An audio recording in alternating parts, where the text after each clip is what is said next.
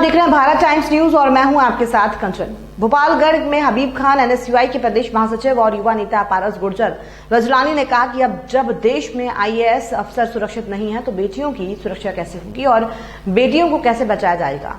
उन्होंने आईएएस रानी नागर को इंसाफ दिलाए जाने की मांग केंद्र सरकार से की है और हरियाणा की खट्टर सरकार और केंद्र सरकार पर निशाना साधते हुए पारस गुर्जर ने आरोप लगाया है कि सरकार की मिलीभगत से देश की बेटी आईएएस अफसर रानी नागर का उत्पीड़न किया जा रहा है। बार बार जान की दुहाई देकर सुरक्षा मांग रही देश की बेटी की सुरक्षा पर खट्टर सरकार कोई ध्यान नहीं दे रही है, जो कि इस बात को पुख्ता करता है कि कहीं ना कहीं रानी नागर के उत्पीड़न में उसकी शह शामिल है।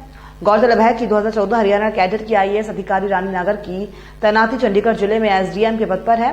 कुछ विभागीय अधिकारियों द्वारा उसका लगातार उत्पीड़न किया जा रहा है। वो कई बार अपनी सुरक्षा को लेकर सरकार से शिकायत कर चुकी है, लेकिन खट्टर सरकार ने कोई ध्यान उसकी सुरक्षा पर नहीं दिया है। राजस्व के तहसील अध्यक्ष सुनील पारीवाल ने कहा कि देश की बेटियों का इस तरह से मानसिक शोषण होता रहा तो फिर बेटियां सुरक्षित कैसे रहेंगी। प्रधानमंत्री मोदी का नारा है कि बेटी बचाओ बेटी पढ़ाओ, लेकिन उसी हरियाणा की भाजपा सरकार मखौल उड़ा रही है। केंद्र सरकार इस मामले में हस्तक्षेप कर रानी नागर को सुरक्षा मुहैया कराए और आरोपियों पर कड़ी कार्रवाई करे, तभी मोदी का नारा सही मायने में साबित होगा।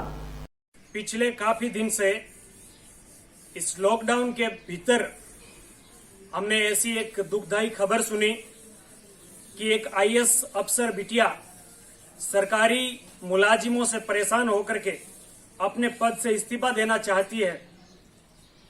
जब उस बात की तह तक जाने की कोशिश की तो ये बात निकल करके आई कि हरियाणा कैडर की 2014 की आईएएस अफसर रानी नागर को उसके उच्च अधिकारियों द्वारा बार बार परेशान किया जाता था, उसका शारीरिक शोषण करने की कोशिश की जाती थी और उसके ऊपर कई बार जानलेवा हमला करने की कोशिश की और उससे तंग आकर के 4 मई 2020 की सुबह रानी नागर ने अपने आईएएस पद से इस्तीफा देकर के वो अपने घर चली गई।